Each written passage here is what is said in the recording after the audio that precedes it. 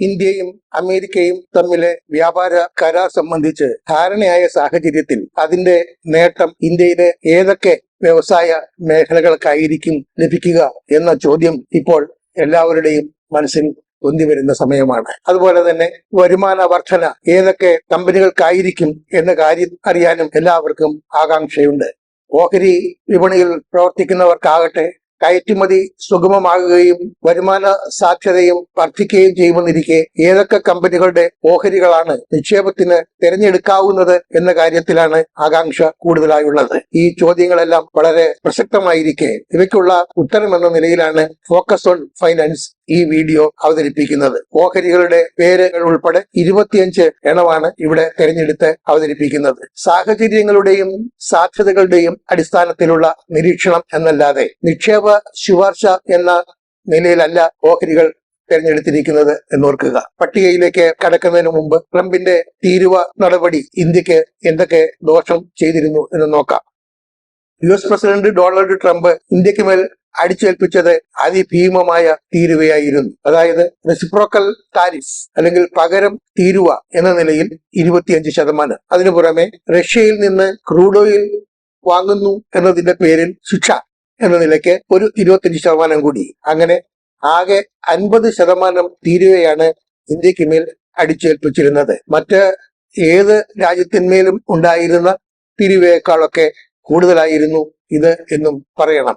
ഇതിന്റെ ഫലമായി ഇന്ത്യയിലെ ഓഹരി വിപണി അപ്പാടെ തകരുന്നതാണ് കണ്ടത്. അതിനു പുറമെ കയറ്റുമതി രംഗത്ത് വലിയ തോതിലുള്ള ഇടിവ് അനുഭവപ്പെട്ടു. വിദേശ നിക്ഷേപ സ്ഥാപനങ്ങൾ ഇന്ത്യയിലെ ഓഹരി വിപണിയിൽ വലിയ വിൽപ്പനക്കാരായി മാറുന്നത് കണ്ടു. അതുപോലെ തന്നെ US ഡോളറുമായുള്ള വിനിമയത്തിൽ ഇന്ത്യൻ നാണയമായ രൂപയ്ക്ക് വലിയ തോതിൽ അടിപതറുന്നതും കണ്ടു.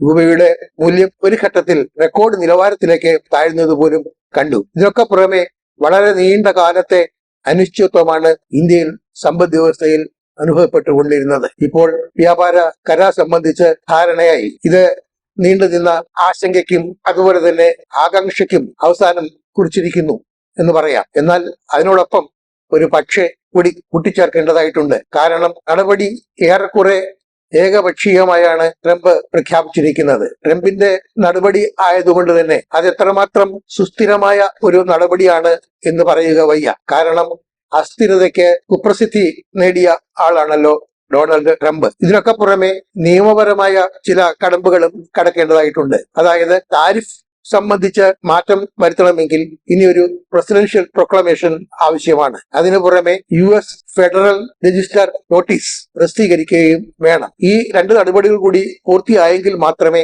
തീരുവയിലെ ഇളവ് പ്രാബല്യത്തിൽ വരികയുള്ളൂ. എന്നാൽ അത് കരാർ ഒപ്പുവെക്കുന്നതിനെ തുടർന്ന് അതൊക്കെ സംഭവിക്കുമെന്ന് പ്രതീക്ഷിക്കാം. ഇനി തീരുവ 18% കുറച്ചതിന്റെ നേട്ടങ്ങൾ എന്തൊക്കെയാണെന്ന് നോക്കാം. അതിഭീമമായ 50% എന്ന നിരക്കിൽ നിന്ന് 18% തീരുവ കുറച്ചിരിക്കുന്നത് ഇന്ത്യൻ സമ്പദ് വ്യവസ്ഥയെ സംബന്ധിച്ചിടത്തോളം അതുപോലെ തന്നെ കയറ്റുമതി മേഖലയെ സംബന്ധിച്ചും ഒക്കെ തന്നെ വളരെ വളരെ ആശ്വാസകരമാണ്. അതിന്റെ ആദ്യ പ്രതിഫലനം ഓഹരി വിപണിയിൽ തന്നെ കണ്ടു. ബജറ്റ് അവതരണ ദിവസം ഓഹരി വിപണി 2%-ഓളമാണ് തകർന്നതെങ്കിൽ ട്രംപിന്റെ തീരുവ ഇളവ് പ്രഖ്യാപനം വന്ന ദിവസം ഓഹരി വിപണിയിൽ കണ്ട കുതിപ്പ് എന്ന് പറയുന്നത് 2.5%-ഓളമായിരുന്നു. അത്രയ്ക്ക് ആശ്വാസത്തോടെയാണ് ആഹ്ലാദത്തോടെയാണ് ഓഹരി വിപണി ട്രംപിന്റെ തീരുവ ഇളവ് പ്രഖ്യാപനത്തെ വരവേറ്റത്. വിദേശ നിക്ഷേപകരുടെ തിരിച്ചുവരവിന് ഈ തീരുവ ഇളവ് വലിയ തോതിൽ സഹായകമാകുമെന്ന് പ്രതീക്ഷിക്കുന്നു. അതുപോലെ തന്നെ ഡോളറുമായുള്ള വിനിമയത്തിൽ രൂപയുടെ മൂല്യം വർദ്ധിക്കുന്നതിനും ഇത് ഇടയാക്കാം.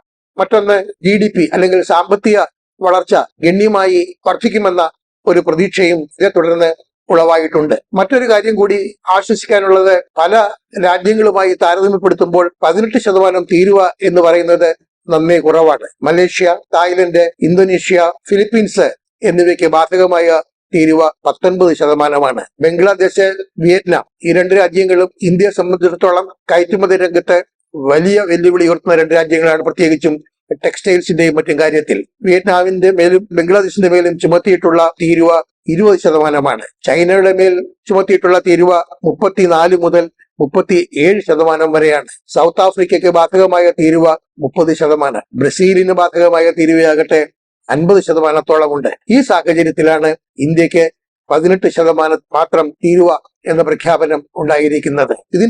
ഈ തീരുവ ഇളവിന്റെ ഏറ്റവും വലിയ നേട്ടം ഇന്ത്യയിലെ ടെക്സ്റ്റൈൽ മേഖലയ്ക്കാണ്.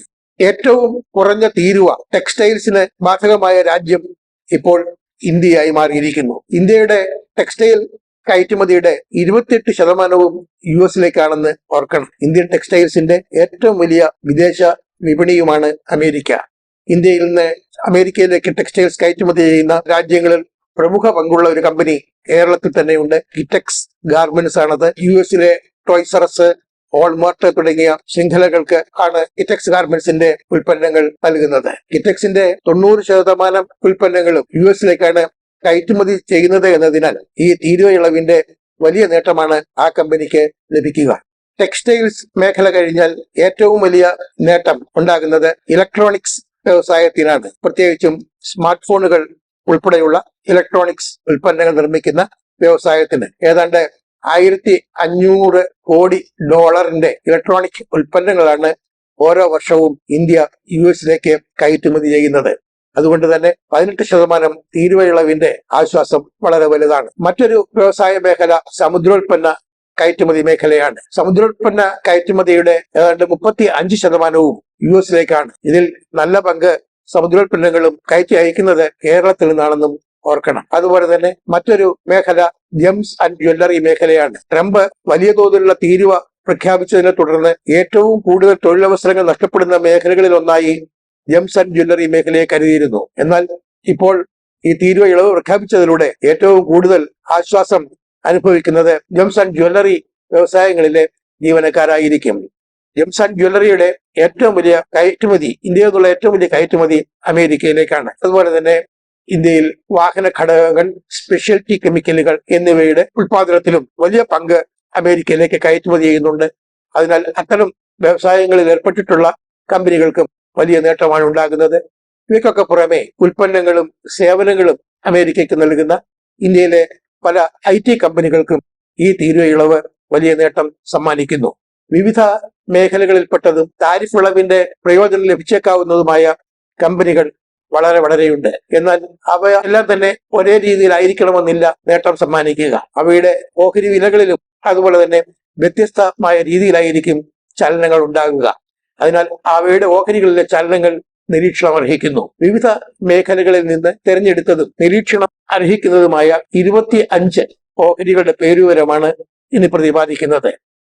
ആദ്യം IT രംഗത്തെ പ്രമുഖ കമ്പനികൾ ഏതൊക്കെയെന്ന് നോക്കാം. Tata consultancy services, Infosys, HCL technologies, persistent systems, Coforge എന്നിവയാണ് IT രംഗത്ത് നിന്ന് ഏറ്റവും കൂടുതൽ നേട്ടം ഉണ്ടാകാൻ സാധ്യതയുള്ള കമ്പനികൾ. ടെക്സ്റ്റൈൽസ് രംഗത്ത് നിന്നുള്ള കമ്പനികൾ ഇവയാണ്: Kitex Garments, Indo Count Industries, Welspun Living, Gokaldas Exports, Pearl Global, Vardhman Textiles, Himatsingka steel, KPR mill. ഇനി മറ്റ് കമ്പനികളിൽ LT foods, Apex Frozen Foods, Avanti Feeds, Water Base, KRBL എന്നിവ ഉൾപ്പെടുന്നു. ഇവയ്ക്ക് പുറമെ Waaree energies, Sona BLW, SRF, ഓഡിയം International, Vaibhav Global, Bharat Forge, Ramakrishna Forgings എന്നിവയും വലിയ നേട്ടമുണ്ടാക്കാൻ സാധ്യതയുള്ള കമ്പനികളാണ്. ഇവയുടെ എല്ലാം ഓഹരികൾ വരും ദിവസങ്ങളിൽ, ഇപ്പോൾ തന്നെ ഇവയിലൊക്കെ തന്നെ വലിയ വ്യത്യാസം വന്നു കഴിഞ്ഞു. വരും ദിവസങ്ങളിലും അവയുടെ ഓഹരികൾ നിരീക്ഷിക്കുന്നത് നന്നായിരിക്കും. ഈ പറഞ്ഞ കമ്പനികളൊക്കെ തന്നെ US-ൽ നിന്ന് വലിയ തോതിൽ കയറ്റുമതി വരുമാനം നേടുന്നവയാണ്. എന്നാൽ ഏറെ നാളായി അനിശ്ചിതത്വം തുടർന്നതിനാലും വലിയ തോതിൽ തീരുവ ഉയർന്നിരുന്നതിനാലും ഈ കമ്പനികളൊക്കെ തന്നെ മറ്റു പല രാജ്യങ്ങളിലേക്കും കയറ്റുമതി വ്യാപിപ്പിച്ചിട്ടുണ്ട്. അതിനാൽ അത്തരത്തിലുള്ള നേട്ടവും ഈ കമ്പനികൾക്ക് ലഭിക്കുമെന്ന് ഉറപ്പ്.